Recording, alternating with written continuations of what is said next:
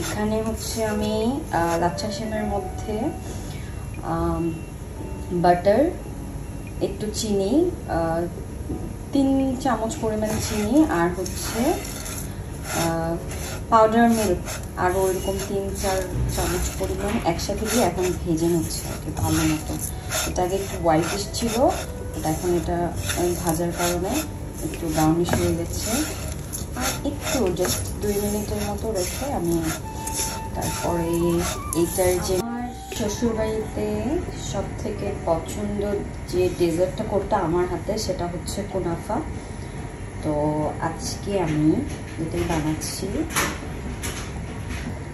কুনাফার মধ্যে আমরা যে ক্রিমি একটা ক্রিম পাই সেটা বানানোর জন্য মূলত এটা করছি এখন।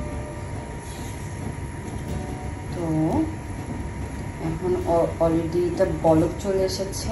আমি খুব বেশি করে কম মধ্যে আর কি ঘন করে নিয়েছি, আর কনডেন্স মিল্ক এখন দিয়ে দেবো।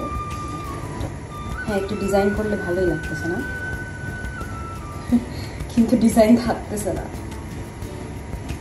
এখন এটা নেড়ে ভালো করে আর একটু জাল করে কমিয়ে নেব। এর মাঝখানে হচ্ছে আমি যেটা করব, আমি হচ্ছে 2 স্পুন অথবা 2 স্পুন নিব। 2 স্পুন কাস্টার্ড পাউডার, একটু অল্প করে, আবার 2 স্পুন ঠান্ডা পানি দিয়ে ভালো করে গুলে তারপর এখানে দিয়ে দিব। অনেকে হচ্ছে ভ্যানিলা এসেন্স ইউজ করে, তারপর ভ্যানিলা এসেন্সটা কর্নফ্লাওয়ারের সাথে মিক্স করে ইউজ করে, ওইটাও করা যায়, ওইটাও খারাপ হয় না।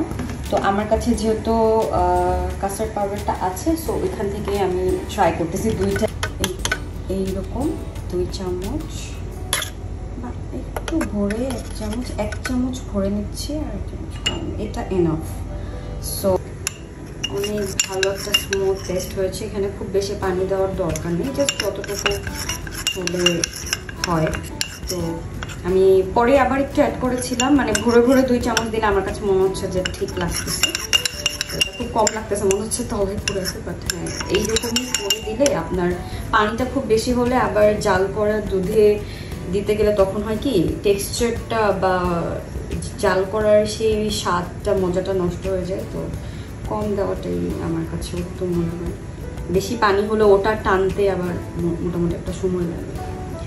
আর আমরা হচ্ছে সময় বাঁচাবো, এখন সময় বাড়াবো না। আর এটার সাথে আমি দিয়ে দিব হচ্ছে, এটা দেওয়ার সাথে সাথে কিন্তু হচ্ছে, যদি আমার মতো এরকম একটু দেখেন যে হ্যাঁ একটু কেমন যেন দলা হয়ে গেছে, ভয় পাওয়ার কিছু নাই। এইরকম একটা থিকনেস আসার পর মোটামুটি ঠিক হয়ে যাচ্ছে। এখানে আমি অ্যাড করবো এখন হচ্ছে ক্রিম। এখান থেকে এখন আমি চামচ দিয়ে নিচ্ছি। আমি হাফটা ইউজ করবো, যেহেতু আমি খুব বেশি ডেজার্ট, যদি বেশি পরিমাণ বানাতাম তাহলে পুরো ক্যানটা ইউজ করতাম। এখানে হাফের থেকে একটু বেশি ইউজ করবো, বাট ক্রিম ইউজ করলে কিন্তু খুব মজা হয়, ক্রিমি টেক্সচার হয়। এখানে আরও অ্যাড করবো আমি, আসলে মিলিয়ে দিলে ভালো। এখন এরকম ঠিক হয়ে গেছে। এটাকে আরও ঠিক করা যায়, বাট চুলা থেকে নামালে অটোমেটিকলি এটা আরও কিছুটা ঠিক হয়ে যাবে। সো আমি এখনই চুলাটা বন্ধ করে এটা ঠান্ডা করব, করে তারপর হচ্ছে আমি পুরো ডেকোরেশনটা করে দেখাবো। তো এখানে ঠান্ডা হতে দিয়েছিলাম, আর এখানে একটা লেয়ার করে নিয়েছি। অনেক ঠিক কিছু করতে হবে না, জাস্ট একটা নর্মাল লেয়ার করতে পারেন। আর হচ্ছে এখন ক্রিমটা দিয়ে দিব, তার উপরে আরেকটা লেয়ার দিব। যেহেতু এটার আসলে কয়েকটা লেয়ার আপনারা করতে পারবেন, 3টা 4টা, আপনাদের যেভাবে ভালো লাগে ওইভাবেও মজা হয়। বাট আমার আসলে এইভাবেই করতে এখন স্বাচ্ছন্দ্য বোধ করতেছি, আর তো সময় নেই। তো নিয়ে নিয়েছি।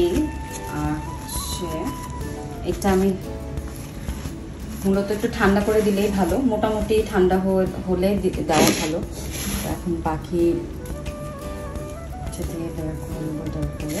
এটা ফ্রিজে 15 মিনিট রেখে তারপর হচ্ছে এটাকে, এটা খুবই মজা হয়, খুবই মজা হয়।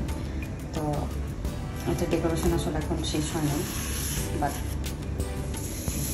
এটা জাস্ট মেকিং এর জন্য। Almost done.